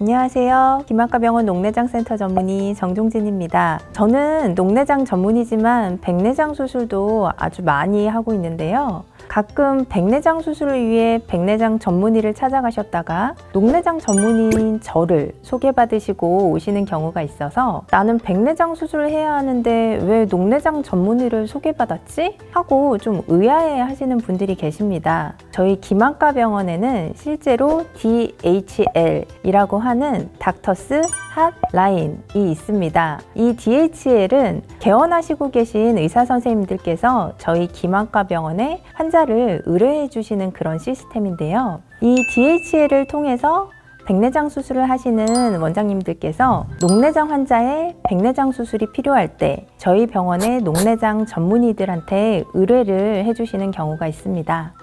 그래서 과연 어떠한 경우에 녹내장 환자의 백내장 수술을 의뢰를 주시는지, 어떠한 경우에 녹내장 환자의 백내장 수술이 필요한지에 대해서 설명을 해드리는 시간을 가져보도록 하겠습니다. 녹내장이 있는데 과연 백내장 수술을 받을 수 있을지에 대해서 앞선 영상에서 제가 설명을 해드린 바 있었는데요. 녹내장은 환자 개인의 시신경이 견딜 수 있는 안압보다 높은 안압으로 인해서 시야가 좁아지는 질환이고, 백내장은 수정체가 혼탁해져서 빛을 제대로 통과시키지 못하게 되면서 시야가 뿌옇게 보이는 그러한 질환이 되겠습니다. 이렇게 보면 두 질환은 원인과 발생 위치 모두 엄연히 다른 질환이지만 또 서로 영향을 어느 정도는 미칠 수 있는 그런 질환인데요. 왜냐하면 녹내장 환자는 백내장의 발생 위험이 높을 수도 있기 때문인데요. 우리가 녹내장 환자에서 수술을 진행하게 되면 백내장이 유발될 수도 있고요. 기존에 백내장이 있던 경우에 녹내장 수술을 진행을 하게 되면 백내장의 진행 속도가 빨라질 수도 있습니다. 녹내장이나 백내장 모두 대표적인 노인성 안질환이다 보니까 나이가 들면서 발병률이 증가를 하기도 하는데요. 그러다 보니 한 사람에서 녹내장, 백내장 두 질환을 모두 겪을 확률이 적지가 않습니다. 녹내장의 치료는 안압을 낮추기 위해서 약물 요법을 먼저 시행을 하고요. 약물로도 안압이 조절되지 않거나 안약의 부작용이 있는 경우 레이저 치료를 시행을 하게 되는데요. 약물이나 레이저 치료를 시행을 해도 안압이 적절하게 떨어지지 않거나 녹내장이 좀 빠르게 진행하게 되는 경우에는 녹내장 수술을 고려를 하게 됩니다. 이러한 녹내장 수술, 녹내장 치료는 녹내장의 주요 원인이 되는 안압을 낮추고 시신경에 가해지는 손상을 막기 위해서 이런 치료를 시행하게 되는데요. 가장 일반적인 수술법은 섬유주라는 곳에서 이제 방수의 유출을 담당을 하고 있는데 가장 대표적인 수술이 되겠습니다. 섬유주 절제술 이후에도 안압이 잘 조절되지 않거나 혹은 섬유주 절제술이 좀 적합하지 않으신 분들도 계시거든요. 그러한 경우에 있어서는 테논낭 아래에 임플란트를 삽입하는 아메드밸브 임플란트 삽입술을 시행을 하기도 합니다. 임플란트를 삽입을 하면 이 임플란트에 연결된 가느다란 관을 통해서 방수가 그 관을 통해서 흘러나오게 해서 일정한 정도의 안압을 유지를 하도록 하게 할 수 있습니다. 이와 반대로 백내장의 경우에는 백내장은 수정체가 혼탁해지는 질환이라고 말씀을 드렸는데요. 초음파를 이용을 해서 혼탁해진 수정체를 유화를 시켜서 흡인을 해서 제거를 하고 그 자리에 깨끗한 인공수정체를 삽입하는 수술이 백내장 수술이 되겠습니다. 요즘에는 백내장 수술 과정에 합병증을 줄여주고 수술을 보다 쉽게 해줄 수 있도록 이러한 여러 과정 중에서 일부 과정에 최첨단 레이저 장비인 펨토초 레이저를 이용을 해서 백내장 수술을 시행하기도 하고요. 저희 김안과 병원에서도 필요한 경우에 이 장비를 이용해서 백내장 수술을 시행하기도 합니다. 어떠한 수술이든지 간에 집도의가 환자의 병력을 잘 알고 있는 경우에 수술의 결과가 좋은 건 당연한 건데요. 녹내장 환자가 백내장이 생겼을 때 기존의 주치의였던 녹내장 전문의에게 수술을 받으면 해당 주치의는 이 환자의 히스토리를 알고 있어서 굉장히 유리한 점이 있습니다. 일반적으로 백내장 수술을 하게 되면 수술 후에 일시적으로 환자 눈의 안압에 변화가 생기게 되는데요. 특히 녹내장 환자라면 백내장 수술 전후에 안압이 변화하는 것을 긴밀하게 관찰을 할 필요가 있습니다.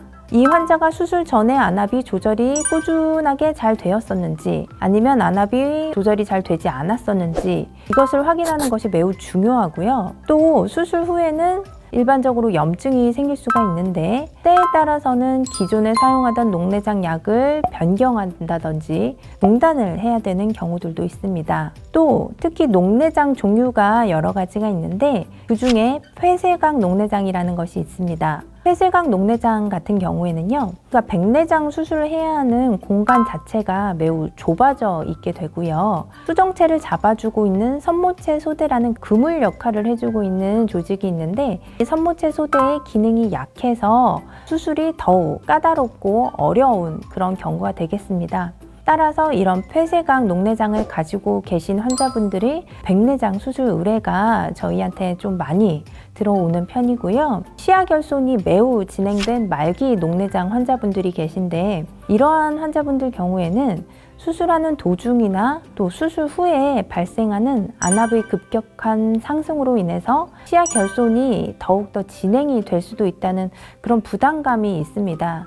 따라서 이런 경우에도 저희 녹내장 전문의에게 수술을 의뢰해 주시는 경우가 많고 저 같은 경우에도 실제로 이런 백내장 의뢰 환자분들을 많이 의뢰받아서 수술을 하고 있습니다. 이러한 녹내장이 아니더라도 다른 망막 질환, 망막 박리라든지 망막 유리체 출혈이라든지 이런 합병증의 발병 위험도 배제를 할 수는 없는데요. 그래서 이런 합병증이 발생을 할 것 같은 눈은 백내장 이외에도 녹내장이나 망막 수술이 필요할 수도 있을 거라고 생각이 되어지는 전문의가 있는 병원에서 수술을 받고 백내장과 동반된 안질환에 대한 정확한 진단과 적절한 치료법을 함께 제공할 수 있는 그런 시스템과 의료진이 있는 병원을 선택을 하시는 것이 매우 중요하게 되겠습니다.